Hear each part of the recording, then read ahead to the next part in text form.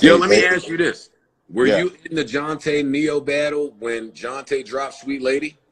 I was. Ooh, I was be right there. my lady. Hey. I was How in did there. that feel? It was crazy. It was definitely crazy. People don't know this. Jonte and Troy Taylor, who wrote it, know. But I didn't even want to record Sweet Lady. That's what's crazy. Mm. You know, it's one of the moments like, Joe, I know you got a couple records as far as beats or hits, and it was right there in front of you. Like, I don't know if I'm with it. Did you ever have one of the moments? Of course. 100%. 100%. Yeah, but it Sweet never Lady. panned out like Sweet Lady did, by the way. Well, no. Well, no. Let me point out this though. For me, Sweet Lady was just too mature for me at the time. That's why I wasn't rocking with it. Now, at 41, Sweet Lady make all the sense in the world. Mm-hmm. But when I was doing songs like Lately, I was like Genuine and Usher were the that was on right before me. Usher had You Make Me Wanna, Genuine had Pony, and they were doing young records, dancing and vibe and young. Mm-hmm. I'm in the cornfield with my nipples out talking about Lately. Nah, It's you like, need so it lately. I'm singing grown, mature, super old man records like Luther Vandross, and I got that's my age that's dancing and getting all the chicks. And I just thought that my A&R at the time was giving me records that's too mature. I'm like, dude, I'm 22, I'm 21. Why you got me singing Lately? Why you got me singing all these grown songs? And so I didn't want to sing Sweet Lady because I thought Sweet Lady was too, would you be my sweet love for a lifetime? I don't want no lifetime. I'm trying to get these at the time. I just didn't understand it. I would like to personally thank whoever your A&R was at the time. No, honestly, I think he deserves some recognition for that. That's Anthony Morgan, by the way. That's his name. Yeah, He yeah. lives in South Africa now. That's Anthony Morgan. I have Anthony another. Morgan did not take no for an answer. I have another question that I've always wanted to ask you, but I never wanted to annoy you with it. So, I'm listening. on Signs of Lovemaking, Yes. right? You drop the beat and emphatically start singing about she was a Scorpio. Like, what experiences have you had with Scorpios to make you drop the beat like that and highlight a Scorpio versus all the other sixes? What's your zodiac, by the way? I'm a Virgo with a Cancer rising. I just wanted and to a know Taurus moon. if it was a Scorpio asking me a question about Scorpio. That's why I asked. So No, I'm a Virgo. No. Well, here's the thing. Scorpios amongst the zodiac signs have this kind of overwhelming reputation about being freaks.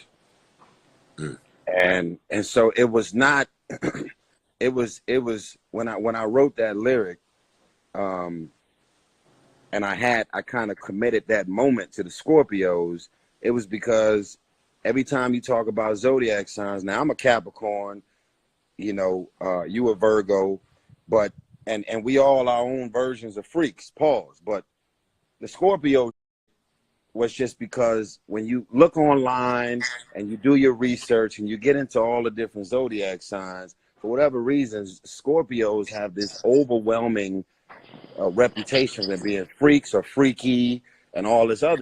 So I said, you know what? I think this would make more sense for the song, and that's what I did. Yeah, I think. And this is let me tell you some real. I was thinking about doing a because I know everybody suddenly want to be Oprah Winfrey and do interviews on all over Instagram. It's so annoying. It is so annoying, man. I hate it. Ever. But I had this thing where I was like, what people love is people love to hear stories about how you arrived at certain records. And the funniest thing is a quick story about Signs of Lovemaking. I did the song with the Underdogs, Damon and Harvey, right? Mhm. And I said, yo, I want to do this song about zodiac signs. And at the time I was signed to Clive Davis. Mhm. And they actually was talking in the studio, like, ain't nobody gonna be checking for this. This is not the direction that we need to be going in. And they talked like both of them. It wasn't just one or the other one. They was like, yo, this is not it. So we started working on boom, boom, boom, boom, boom, boom. There was no beat. There was no snares. There was nothing in it.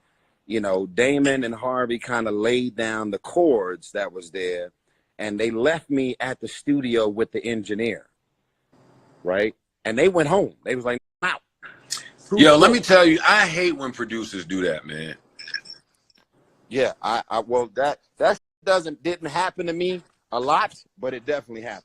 Hey man, hold on, look at this. Look, man, I need your seat. I need you to get up. You got a real luxurious looking dog. That's one of them $20,000 dogs. Bro.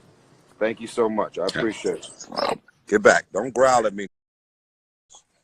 Swear to God. Get your back. Wait, is that the same little dog? That's the same dog from when I was at your crib? Oh, the one that you never put this mother down. You couldn't. Like, this was your friend. This big as hell. Look at him. Holy shit. This is King. No, that's big now. Yeah, man. He's eating everything in sight. Look That's at my King. man, right? That's my man right there. That's your guy. He was a itty bitty. I try not to look at dogs because I might want another dog. I'm done with dogs. I'm done. So let me tell you the rest of this story, man, because I know you want to go about the rest of your Sunday. So they left me in the studio, and most of the lyrics from the Zodiac song came from the internet. Literally, it said Capricorns are mannish. So I was like, I'm a Capricorn. I came here to get mannish. Then I wrote, ooh, I know it's good when you start speaking Spanish. And then it said online, Aries, actually, they're full of energy. So I put that in. Aries, actually, full of energy. I added, after I'm done, you keep telling me you won't. Then it said, Gemini has a high drive. I met a Gemini who what a sex drive. She wanted it from the front, back, left, right. That's where my lyrics came from, bro. It was me Googling details about each zodiac sign. Oh, and then I man. was literally filling in the blanks and figuring out what rhymes with what. Yeah, but now I'm mad. Now I'm mad that you tell me that story. That all these years I listened to that song, I was just like, Tyrese, that man, you know all these zodiacs. Like he know what's up. No, but here's the thing. I've definitely my share of zodiacs, but I don't have enough details about these zodiacs to write no lyrics about them. So I grabbed the real from the internet. And I was able to fill in the blanks. So most songwriters would never speak up on what they grabbed online, but I'm telling the truth. Like, them lyrics came from me doing research on each zodiac, and I was able to like figure out what rhymed and put two and two together. No, I only asked because when I heard that song, I didn't know shit about shit. But later in my life, I kind of had a good understanding of why you dropped the beat out for Scorpio. But that came way later in life. That's like when Hov said, hey, what's the difference between a 4.0 and a 4.6? I didn't know the difference when he said it. But later on in life, when it hit me, I was like, oh. You know what's wild, Joe? Here's the last piece of the Signs of Lovemaking joint that I got to give you. At the end of the song, when I said, she said, Capricorn, take my hand. I'ma take you to lover's land. Lover's land, yeah. You've never seen all night long. And I ended the song and like I kept singing till it faded out. I got that advice from R. Kelly. I said, R. Kelly, what the is going on, bro? Every time you do a song, you keep singing until the motherfucker fades out. He said, Tyrese, the problem with R&B is that they just do a bunch of runs and ad libs at the end of the song. That's still the song. So you got to sing your lyrics from beginning all the way to the end. And that was the first time I did it. So when I tell you, Joe, every concert I've ever done was Signs of Love Making, if I don't sing that all the way to the end, the fans will be mad. So I break it down. I tell a story at the end. And that goes back. She said Capricorn. So the story I tell is random that actually happened. I was in Texas. It's 3 a.m. in the morning. Just got off stage. I seen this chick, red dress, she's out, waist small. That'll do it. That'll do it. She's sitting on the front row. I see all that. I'm like, yo, stop screaming. I'm going to you. We good. Let me just finish my show. I've already committed myself to you. You ain't got to scream. You ain't got to do nothing. I just need to finish my show. I'm at work right now. Let me finish. So I go to the side of the stage in between wardrobe changes. I tell my security, you see that thing on the front row in that red dress. I've already committed my private parts to her. Right? So we get to the room, fast forward. It's 3 a.m. in the morning. I'm tired. I not only did a show, but I invited her to my after party. We get to the room, and I'm like, you know, what's happening? We grown, you know, we grown. What's happening? So I'm like, it's 3 a.m. in the morning. I'm tired as a mother. Like, I'm not here to get to know you. I don't want to know about your cousin, your mom, and them. I'm grown. What's happening? So I guess in her mind, she was like, you know, I ain't no groupie. You know, that's cool. I hate when they say that. I hate it. You know, you wouldn't say I'm not a groupie till I get to work at FedEx, but we'll talk about that later. You pardon now. It's true. So this is back before I was married, by the way. I just want to make sure. Of course, Tyrese. Yeah. But of course, we would expect nothing different, Tyrese. So she grabs her purse and she walked into the door. And I guess she had second thoughts because she turned around and said, he said, Capricorn, take my hand. I'ma take you to lover's land. I'ma show you things you've never seen all night long. So that's the story that I tell when I'm on stage. And I think, you know, I know he's locked up with all these accusations on his head.